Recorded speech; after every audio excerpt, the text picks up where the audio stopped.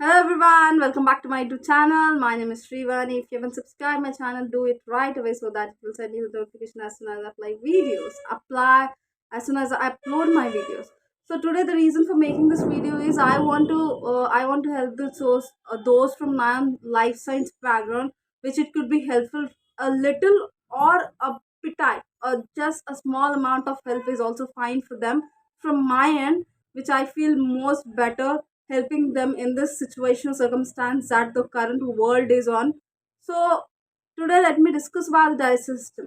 Normally we usually take food when we are feeling hungry, or intake of the process, intake, excretion, everything is done.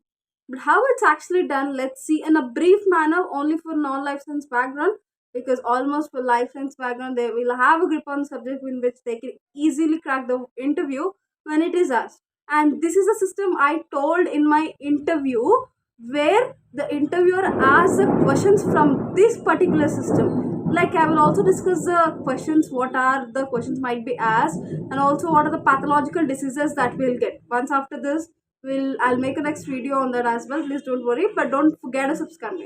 Let's get into it. Before getting into the video, I want to let you all know that the hunger what we feel, or when we feel hunger, it's due to the stomach. It's due to the hormone that is released in the stomach called ghrelin, in which it signals from stomach, it signals the brain that we are feeling hungry. That is when we start to feel hungry. That hormone is called as ghrelin, and which satisfies our hunger, or when we feel like it's okay and my tummy is full, that is the leptin hormone which satisfies our hunger.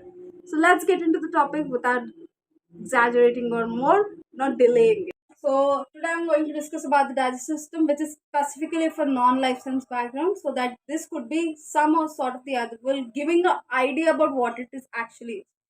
So normally we take the food, right? The process or the intake of food from mouth is called as ingestion.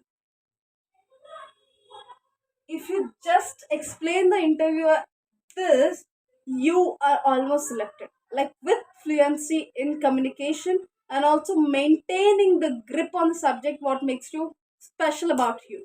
Okay? So the intake of food into the mouth is called as ingestion, and the excrete of the material from the body, which is the undigested food that is excreted out of the body, is called egestion. It is done through anus, where we intake the food through mouth. As soon as we intake the food, the salivary glands releases saliva. Parotid gland is also one of the glands which release saliva. We have three salivary glands which release saliva into the mouth or the buccal cavity, making the food simple into the form of bolus. In the mouth, till the food present in the mouth is called as bolus.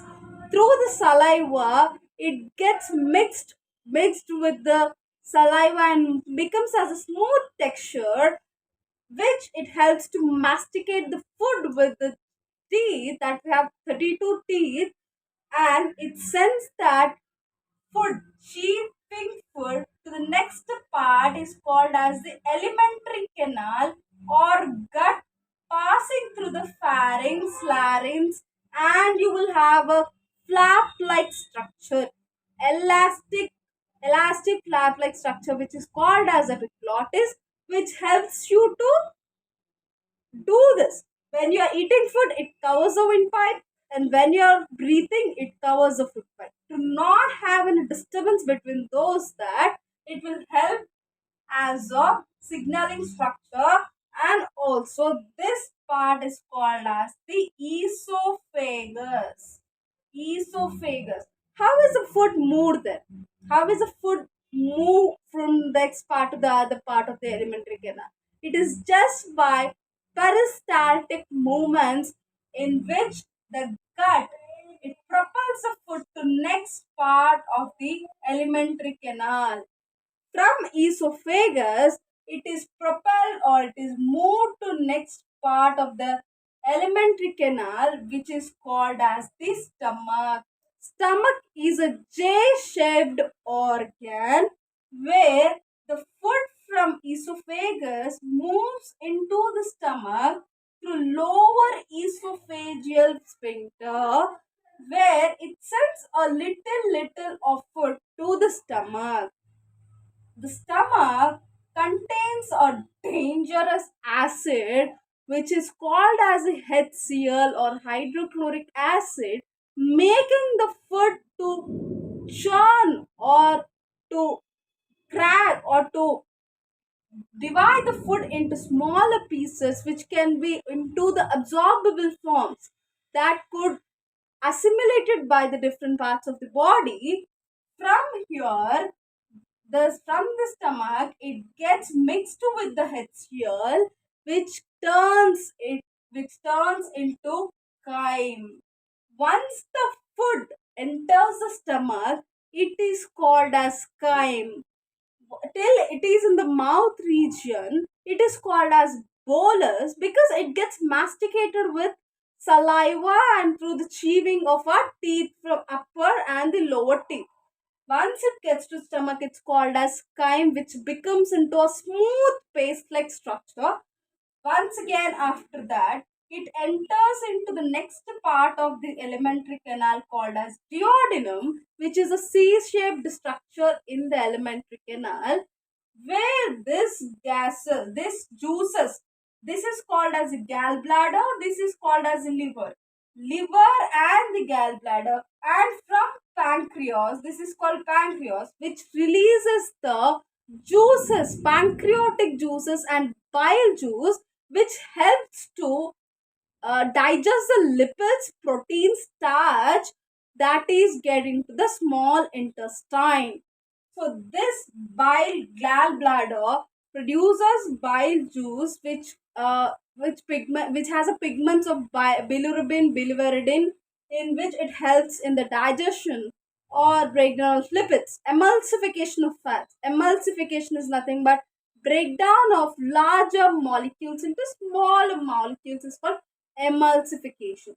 From thereby, it enters into the next part of the intestine, next part of the element called as small intestine. The food travels along the complete small intestine, next going to the large intestine. Again, we have the four parts in the large intestine which need to be remembered: ascending colon, transfer colon, descending colon, and the sigmoid colon at the end. These are the four parts which are said to be as the different parts of the colon. Large intestine is also said to be as colon, where it absorbs the extra water, it absorbs the water content and it sends the undigested food through the rectum. It passes through the rectum and gets out through the anus, which is simple of digestive system. All you need to remember is about esophagus, stomach, duodenum, small intestine, large intestine, rectum, and anus.